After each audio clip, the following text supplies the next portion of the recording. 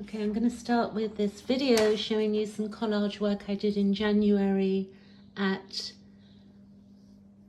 a place called Watsonville in California called Mount Madonna. So Coeleen Kiebert is an artist and she does ceramics, but she also has educating people to use a system, which is her system of collage work. So you can see that you have here the unconscious, this is the personal collage map. You've got the unconscious on one side, and then on the other side you've got the conscious. And then you can see bang in the middle you've got the self and the ego today. Then on this top left corner you've got dreams, imagination, possibilities, the anima and the animus projections, which is to do with Carl Gustav Jung. Below on the left you have creative wellspring, sexual needs, you have animals, exotic, creative drive, and shadow. On the top center you've got ideals and spiritual values, and remember self, ego today. Then below you have fears, avoidance, darkness, repression, and the shadow. On the top right you have mission, our mission, aspiration, social change, personal self-image, and then you have action in life, expenditure of time, and persona. Okay, so look here, this is the booklet. I think some more are going into print, but it's an 11-page booklet which explains the process. She also has a book called Art and Spirit. So this is the collage that I did. So I'm going to show it bit by bit. So you can see here that these are dreams and imagination, possibilities, and anima, animus, projection here. So I'm going to go a bit closer so you can see what's going on. Let's start at the top. This is the dreams, imagination, possibility. So dreams, this is quite Neptunian. The fish, in astrology as well, the fish is really part of religion also, but also Neptunian stuff going on there. I got distracted, so I'll keep my flow. Then you've got, again, you've got the ocean there. So what we did was, there were lots of magazines, National Geographic ones specifically, quite a lot of those, and others as well, but we cut out all of the pictures that we loved or liked or felt an infinity to, and then we placed them on the page. So this is here, you've got anima, animus, projection. So I think this goes in the anima, animus, because you can see here, it's called the wedding. It's quite a beautiful little picture. And then here you've got the creative wellspring and sensual desires, and you can see here it's red. You can see it looks like there's a bit of blood leak, coming down there as well, but this is quite beautiful. It's almost could look like a dress, or it could, but it's reaching up into the sky, and you can see the spiral on top. Then we're coming over here. I'm still in the dreams, imagination. This is another beautiful picture that I cut out. It's so detailed.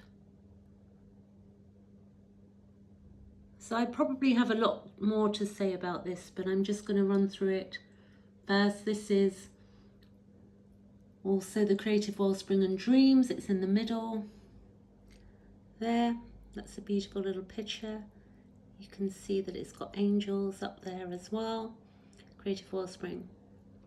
Then we go to the ideals. So the ideal is my dream has finally come true. So whatever that means to me, linked to self-love, first blush, and lady. In the middle, this was very interesting because I cut out this picture here, and I'll explain that one in a minute, dead in the center. This is by a woman who basically was talking about as the Fountain of Youth. So this is the original of the Fountain of Youth, which I also cut out, but there was no place for it. And the Fountain of Youth, that painting, was by Lucas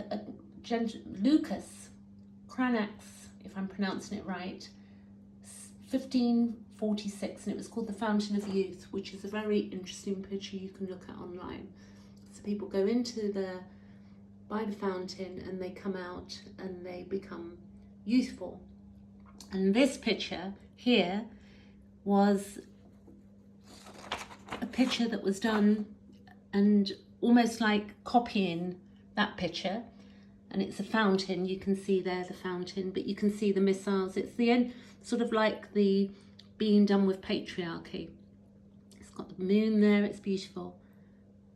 And then you have all of these women who are in the fountain, looking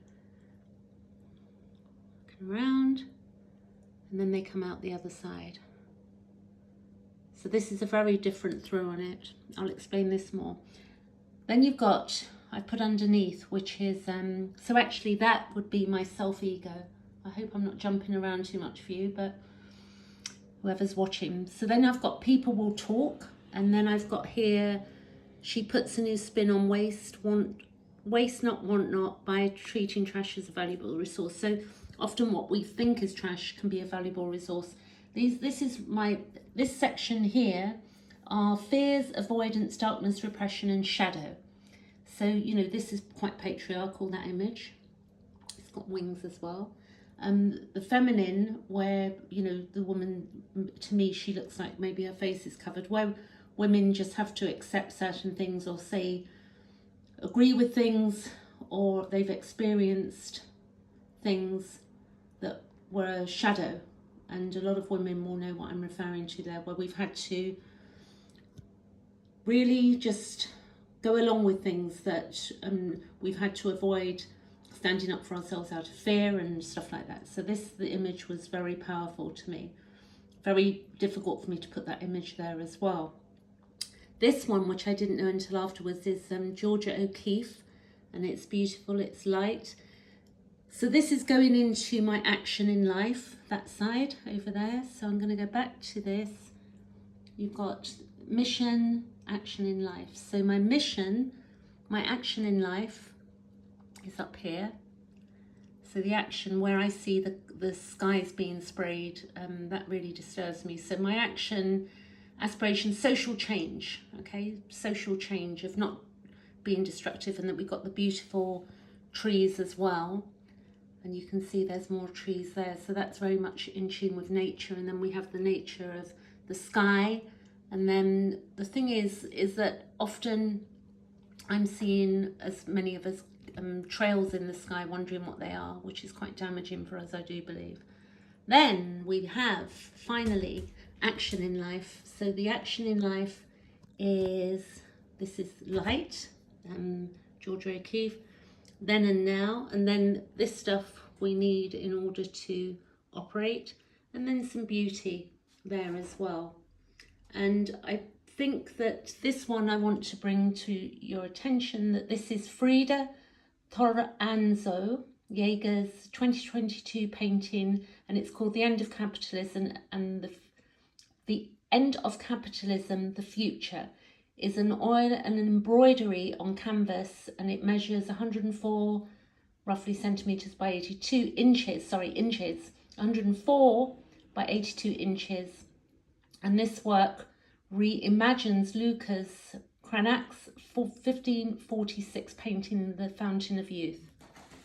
So I'll leave it there. Sorry if it was all jumping around all over the place, but that's the best way I could do it today. Okay. Catch you later. Any comments on this, or if you're interested in what this book is about, then let me know in the comments.